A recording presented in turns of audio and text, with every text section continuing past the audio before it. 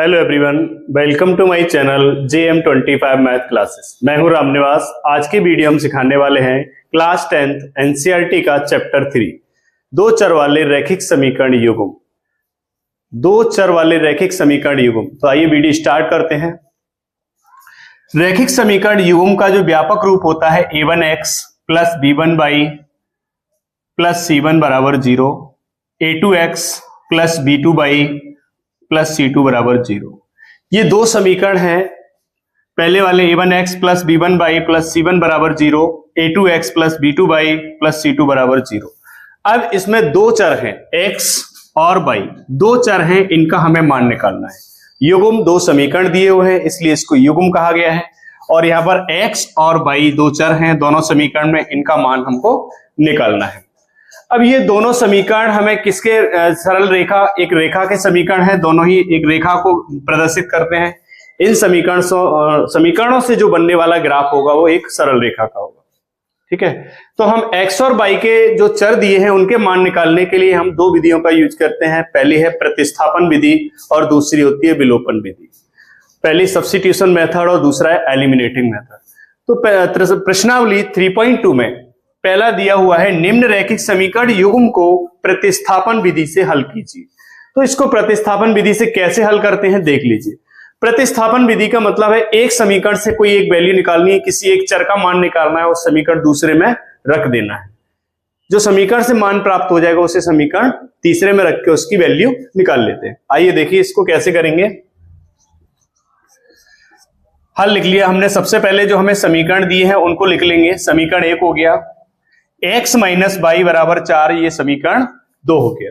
दोनों को हमने समीकरण 1 और समीकरण 2 लिख लिया। अब हम क्या लिखेंगे यहां, समीकरण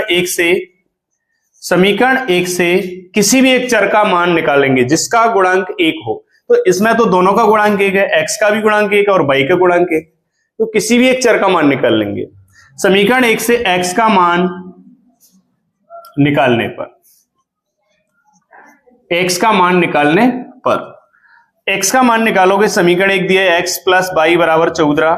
यहां से x का मान निकालोगे तो 14 माइनस वाई हो जाएगा। ये हो गया हमारा समीकरण 3। समीकरण 3 से x का मान समीकरण 2 में रखने पर, दो समीकरण ये है, x की जगह रख देना है 14 माइनस वाई और 1 माइनस वाई पहले से दिया हो, बराबर कितना है 4। 14 माइनस वाई और माइनस वाई जुड़ के हो जाएगा माइनस का 2y बराबर 4 बराबर 4। 14 इधर 14 को उधर भेज दो तो माइनस का 2y बराबर 4। 14 उधर जाके हो जाएगा माइनस का, तो यहां से माइनस 2y बराबर माइनस का कितना आ जाएगा 10।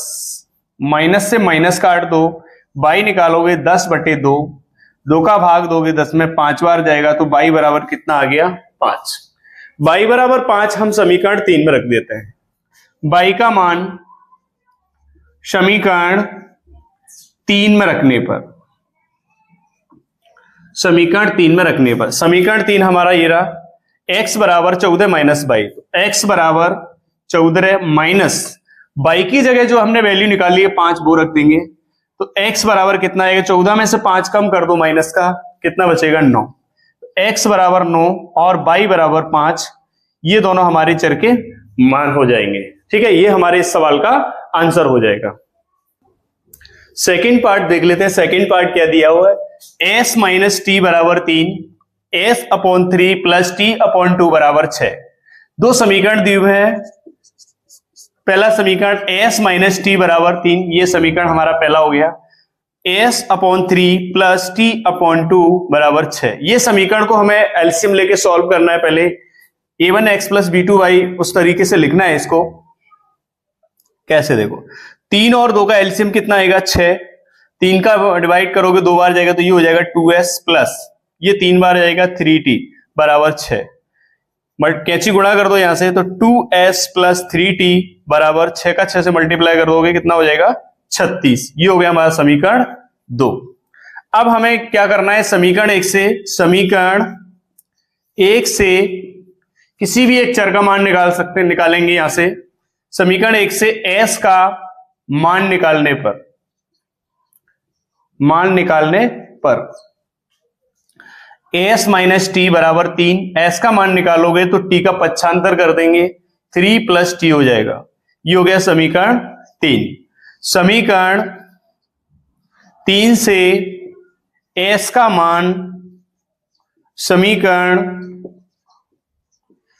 2 में रखने पर समीकरण 2 एस की जगह में कितना रखना है, 3 प्लस टी प्लस 3t लिखा हुआ है वो रख देंगे यहां पर, और बराबर में कितना है 36। 2 का मल्टीप्लाई करेंगे तो ये हो जाएगा 6, 2 का t से करेंगे तो ये हो जाएगा 2t, और प्लस का 3t बराबर 36।